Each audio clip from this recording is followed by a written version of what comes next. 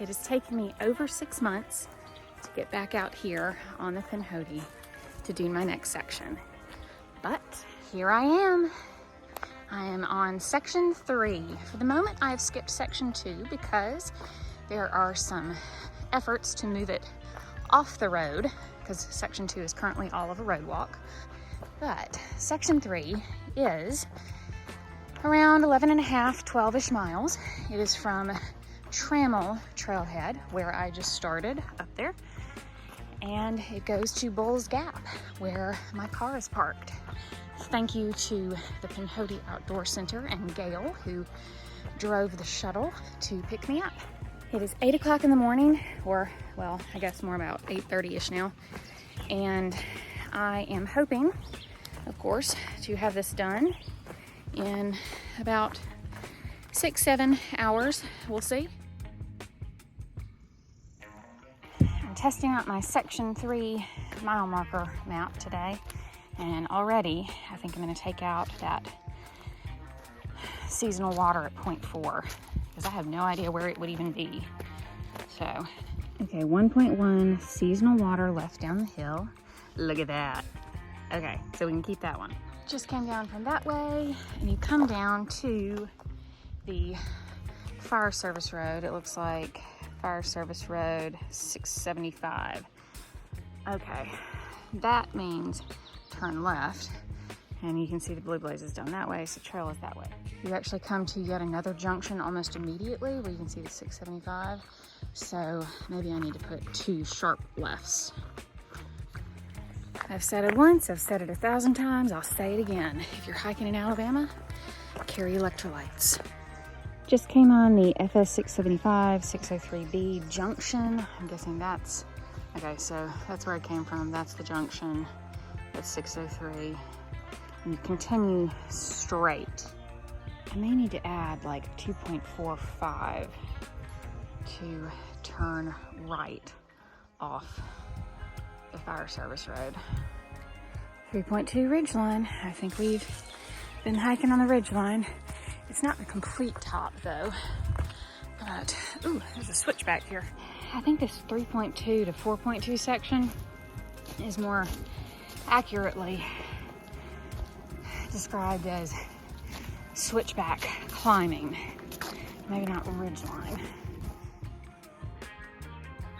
In the winter, when there's no leaves, I'm sure there's a ton of view here, but it is getting closed in pretty quickly by the vegetation. Still really pretty though. Okay, I figured out what I'm seeing. That is actually Grant's Quarry, right on the other side of Sylacauga. Okay, I'm about 4.1-ish. Came from that direction. Came upon this nice little campsite. A couple different spots for tents. Over there, there. A couple right here with a nice little campfire. I think this is a good spot for a snack. There's definitely a campsite right here. Maybe there's a road bed at 4.2 and the campsite's really at 4.1.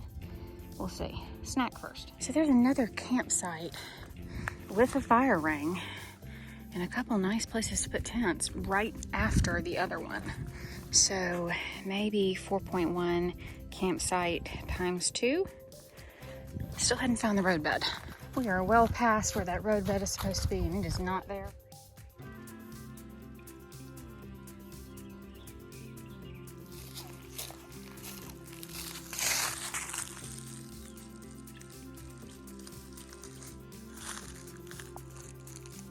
Okay, so probably from about 4.6-ish through about 4.8 now, there are these amazing huge rock formations.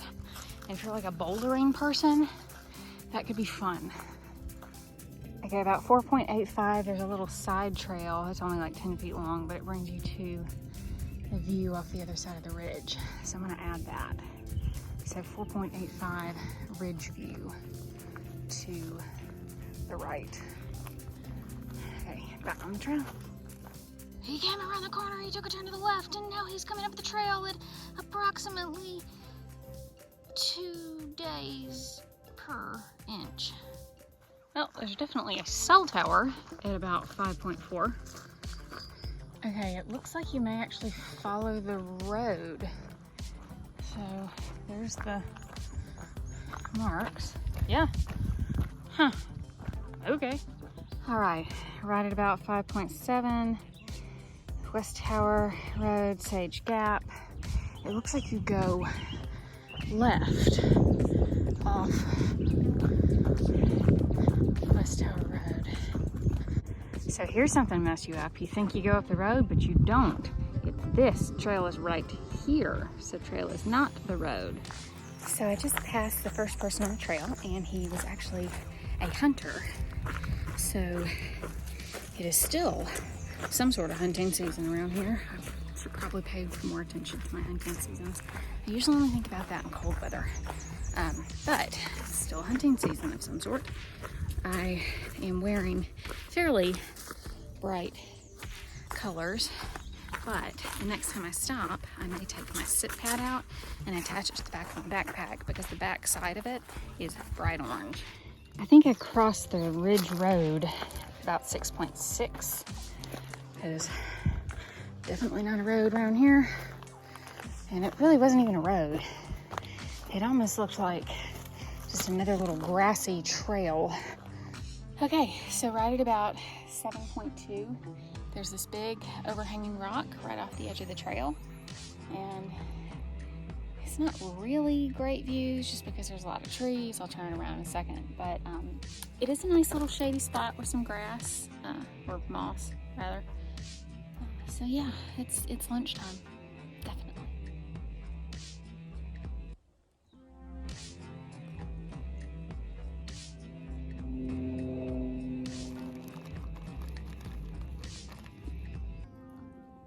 Okay, so it looks like I've got about a mile-ish to my next crossing, so I'm gonna sip on this, which is some Alani Nu pre-workout, because I need a little jolt after lunch.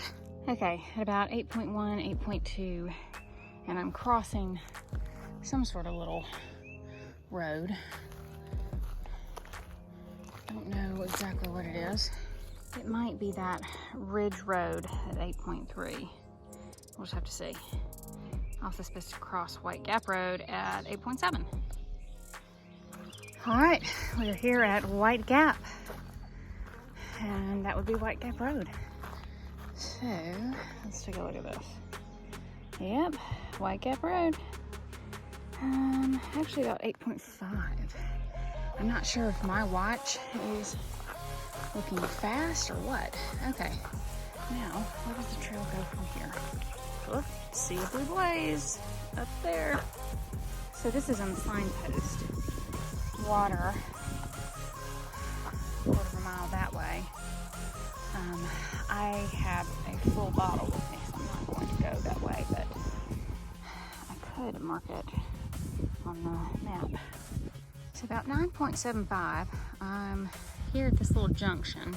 I'm thinking the trail goes that way, but those little yellow markers usually mean water. It's indicating that direction. So this might be the reliable water that I was told was around 9.9, since I seem to be running a little fast on my watch. Let's find out. This is pretty steep going down, but I am following well-marked yellow blazes. It's gonna suck going back up. Might have to break out my poles. Whew. Yep. Here's our water. So, we'll get some water and head back up that hill. Ugh. But I needed the water. This looks pretty good.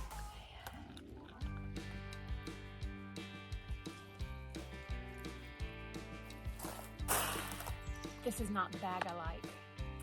I like my Ceenoc bag a lot better. I should have brought it, because this is a booger to try and fill up. It's a long time. Luckily, I don't need that much water, so I'll just do a little bit.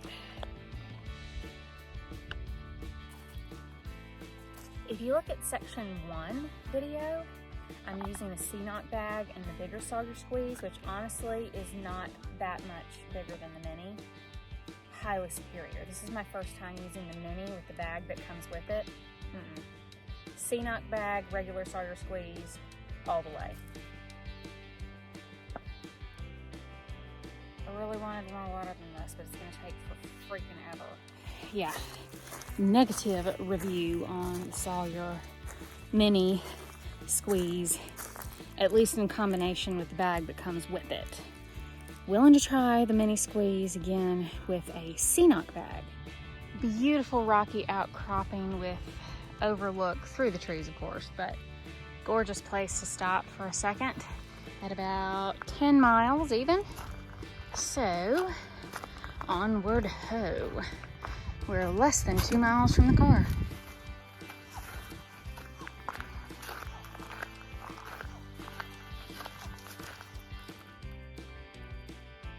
Okay, about 10.7. There's a little fire ring right here. I don't know where you'd really pitch your tent. Maybe over there. It'd be kind of bumpy. But I think hammock camping could work. About 10.71. There's this little side trail that goes off to these boulders out here. Let's see what's out here.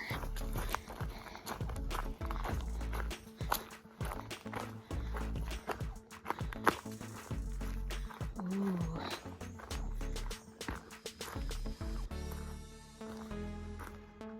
Oh, little fireplace. I don't know where you'd pitch a tent, but maybe some hammock camping. Really pretty place to have a little campfire, though. And pièce de résistance. Yep.